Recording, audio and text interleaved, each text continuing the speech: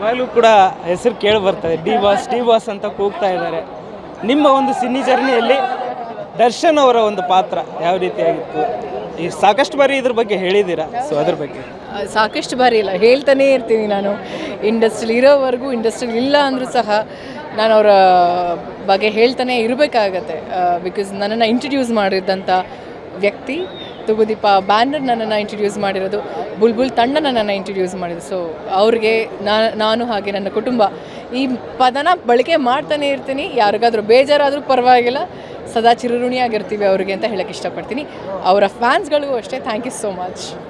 ಅಂದರೆ ಅಂಥವರ ಲೈಫಲ್ಲಿ ಇಂಥ ಒಂದು ಸನ್ನಿವೇಶ ಬಂದಾಗ, ಈ ಥರ ಘಟನೆ ನಡೆದಾಗ, ಈ ಒಂದು ಘಟನೆ ಬಗ್ಗೆ ಇದ್ರ ಬಗ್ಗೆ ನೀವು ಪ್ರತಿಕ್ರಿಯೆ ಮಾಡಿದಿರಾ, ಮತ್ತು ಜೊತೆಗೆ ಅವ್ರನ್ನ ಹೋಗಿ ಭೇಟಿನೂ ಮಾಡಿದಿರಾ? ಅದ್ರ ಬಗ್ಗೆ ನಿಮ್ಮ ಒಂದು ರಿಯಾಕ್ಷನ್ ಈಗ? Let's give him some time.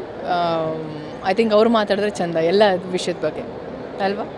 Yeah fan girl moment ಆಗಿ ನಿಮ್ಮ ಜೊತೆಗೆ ಇನ್ನೂ ಒಂದೇನೆಂದರೆ ಈಗ ಅವ್ರಿಗೆ ರೆಗ್ಯುಲರ್ ಬೇಲ್ ಆಗಿರ್ತಕ್ಕಂಥದ್ದು ದರ್ಶನ್ ಅವ್ರಿಗೆ. ಸೊ ಇದ್ರ ಬಗ್ಗೆ ಏನು ಹೇಳಿ? ಖುಷಿ ಇದೆ.